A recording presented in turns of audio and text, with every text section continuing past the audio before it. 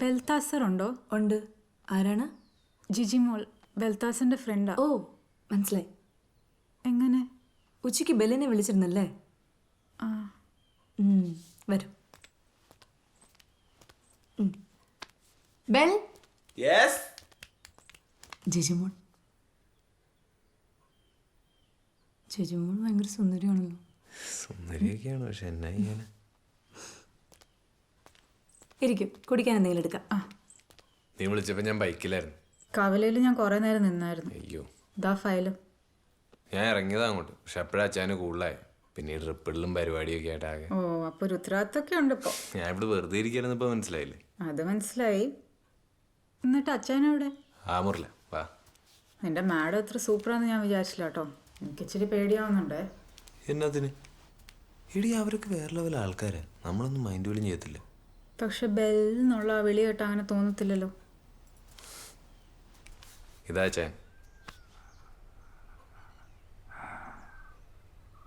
ഇങ്ങനെ കിടക്കത്തേ ഉള്ളോ? ബെഡിലൊരു സ്വിച്ച് ഒക്കെ എണീറ്റിരിക്കും. വാ. ഇതെന്നതാ? അത് അച്ഛൻ എന്നെ വിളിക്കാനുള്ളൊരു സെറ്റപ്പ്. അതിന് നീ എപ്പോഴും അച്ഛൻ്റെ കൂടെ ഉണ്ടാകത്തില്ലേ? എപ്പോഴും കൂടെ ഉണ്ടെന്ന് വെച്ച് പുള്ളിക്ക് ഒച്ചെടുത്ത് വിളിക്കാനൊന്നും പറ്റത്തില്ലല്ലോ. ഒരു ചോദ്യങ്ങളോട് വന്നേ. നീ ആരുടെ ഐഡിയ? എൻ്റെ തന്നെ. അപ്പച്ചക്കന് ബുദ്ധിയൊക്കെ ഉണ്ടോ? ഒരുപാട്.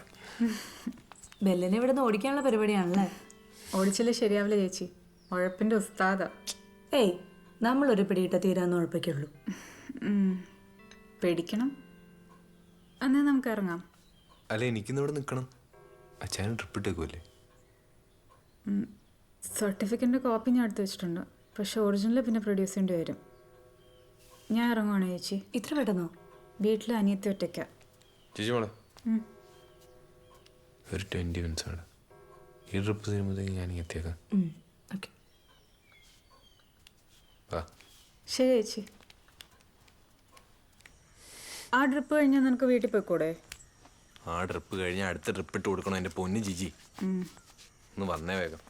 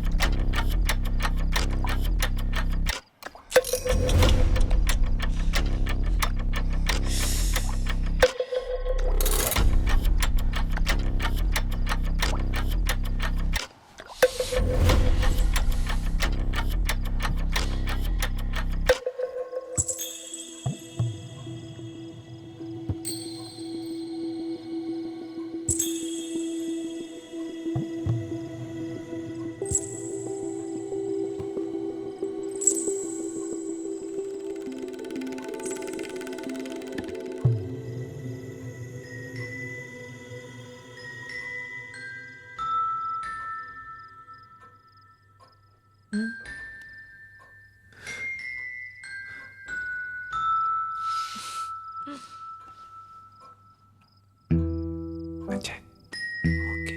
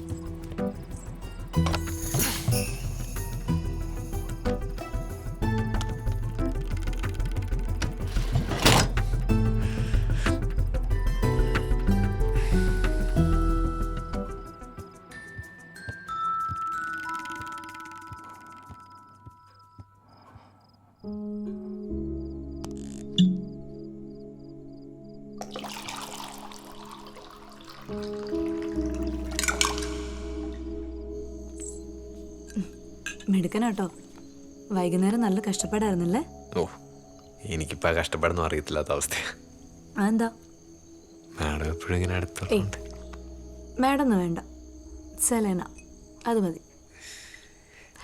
എന്നിട്ട് ഞാൻ അടുത്തുള്ളപ്പോൾ ഭയങ്കര രസമാന്നേ. സെലന എന്നുള്ള പേര് തന്നെ എന്നാ ഭംഗിയാ.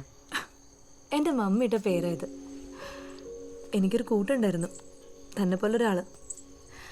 അയാളാ എനിക്ക് ഈ പേരിൻ്റെ കഥയൊക്കെ പറഞ്ഞു തന്നത്.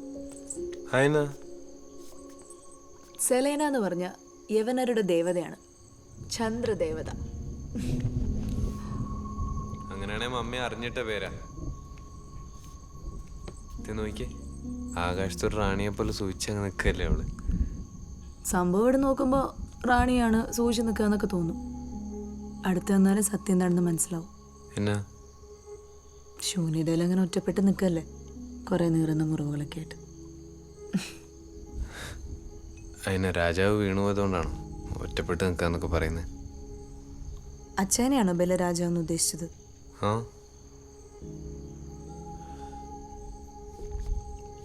അറബിടന്മാരൊക്കെ രാജാക്കന്മാരെ പോലെ അടിച്ചൊതുക്കി ഭരിക്കുന്നവരാണ് നാട്ടിൽ പറഞ്ഞു കേൾക്കുന്നത്. 1 മാസം മുമ്പ് വരെ എൻ്റെ ദേഹത്തൊക്കെ പാടുകൾ കാണായിരുന്നു അങ്ങേരുടെ ഭരണത്തിൻ്റെ. അങ്ങനൊക്കെ ചെയ്യുമോ അയാൾ? ചെയ്യുമെന്നോ? അങ്ങേരുടെ പേക്കൂത്തില്ലാത്ത ദിവസങ്ങളില്ലായിരുന്നു. അതിന് പ്രത്യേകിച്ച് കാരണങ്ങളൊന്നും വേണ്ട. തനിക്കറിയോ, ഒരു ഗെയിമിൽ തോറ്റു കൊടുത്തില്ലെങ്കിൽ പോലും ഇവിടെ ഭൂകമ്പായിരിക്കും. ചുമ്മാ ഇപ്പൊ കിടന്ന് അനുഭവിക്കുന്നത്. ആരനുഭവിക്കുന്നു? അനുഭവിക്കുന്നതൊക്കെ ഞാനല്ലേ. എനിക്കല്ലേ ഇതൊന്നും ഇവിടെ പറയാൻ പോലും ആരുമില്ലാത്തത്. അങ്ങനൊന്നും പറയല്ലേ. പിന്നെ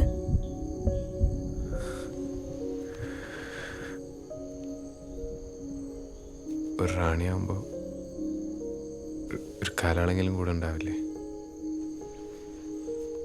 ഉണ്ടാവോ?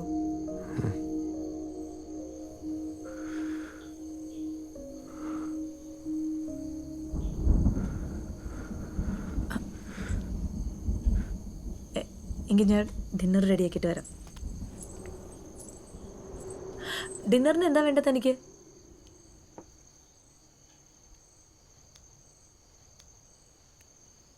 ഇന്നലെ 5-ന്റെ സമയത്ത് എന്തോ കിട്ടുമെന്ന് ഞാൻ പ്രതീക്ഷിച്ചായിരുന്നു.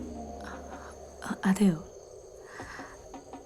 എന്നാ എൻ്റെ മനസ്സ് മാറുന്നതിന് മുമ്പേ അതങ്ങെടുത്തോ. ഉള്ള സ്ഥലം ബാങ്ക് വെച്ചിട്ട് സാറേ കഴിഞ്ഞൊരു ലോൺ എടുത്ത്. ഒരു മാസത്തിൻ്റെ കാര്യം ഉണ്ടാകത്തുള്ളൂ. അതെല്ലാം നടക്കാല്ലേ? ഒന്നുമില്ല. ശരി എന്നാ. ശരി. ഒന്നുമില്ല. എന്താ കാര്യം? ഒന്നുമില്ലെന്നേ. ഏയ്, എന്നോട് കള്ളം പറയണ്ട. ജിജിയായിട്ട് വഴക്കിട്ടോ? ഒന്നുമില്ല. നമ്മുടെ കാര്യം അറിഞ്ഞോ ആരെങ്കിലും? ഇല്ല. ഇത് രണ്ടും അല്ലെങ്കിൽ പിന്നെ കാശിൻ്റെ എന്തെങ്കിലും പ്രശ്നമായിരിക്കും. ഞാനും ജോബിഷും കൂടി ഒരു പ്ലാൻ ഇട്ടായിരുന്നു. എൻ്റെ ചേട്ടനൊരു 3-4 കൊല്ലം കൂടി ഗൾഫിൽ നിന്ന് വരുന്നുണ്ടായിരുന്നേ. അപ്പോൾ കുറച്ച് സ്വർണം കൊണ്ടുവരാനുള്ളൊരു പരിപാടി. എയർപോർട്ടിൽ നിന്ന് കടന്നു പോന്നു. പക്ഷെ വഴി വെച്ച് സ്ക്വാഡ് പൊക്കി. എന്തിനാണ് ഈ ആവശ്യമില്ലാത്ത പണിക്ക് പോയത്? ഞാൻ ഇസ്രായേലിൽ പോകാൻ കുറച്ച് പൈസ പെട്ടെന്ന് സെറ്റ് ചെയ്യാൻ വേണ്ടി ചെയ്തതാ. പലരെയും വിളിച്ചു നോക്കുന്നുണ്ട്. 4-5 ലക്ഷം രൂപ വേണം ചേട്ടനെ ഇപ്പം ഇറക്കാൻ. വ്യക്തമായിട്ട് പറ, 4 ആണോ 5 ആണോ? 4 ലക്ഷം രൂപ എൻ്റെ ഫൈൻ. പിന്നെ ഈ കിമ്പിളും എല്ലാം കൂടെ ഒരു 1 രൂപ വരുമായിരിക്കും. ഇത്രയും പൈസ ഞാൻ എവിടെ പോയി ഉണ്ടാക്കുന്നു. രക്ഷപ്പെടാൻ വേണ്ടി ചെയ്തതാ. ഏയ്, തൽക്കാലം ബെല്ല് ഇതൊക്കെ കളഞ്ഞിട്ട് അച്ഛൻ്റെ അടുത്തേക്ക് ചെല്ല്. നമുക്ക് വഴി ഉണ്ടാക്കാന്നേ. ചെല്ല്.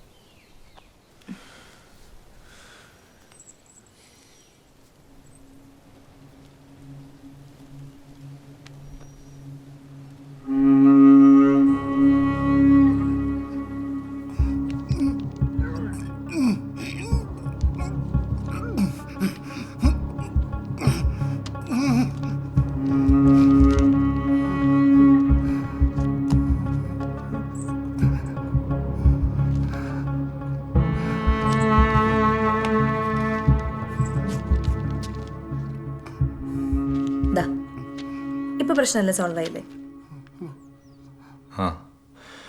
പക്ഷേ ഈ പൈസ ഞാൻ ഏയ്, സാലറി അഡ്വാൻസ് ആയിട്ട് കൂട്ടിക്കോ. ബാക്കി പറ്റുന്ന പോലെ തിരിച്ചു തന്നാൽ മതി.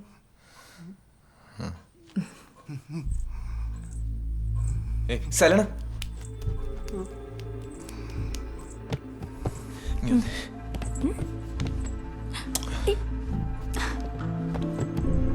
എന്തേ കാണിക്കുന്നത്? സോറി, സന്തോഷം വന്നിട്ട്. സന്തോഷമൊക്കെ പിന്നെ.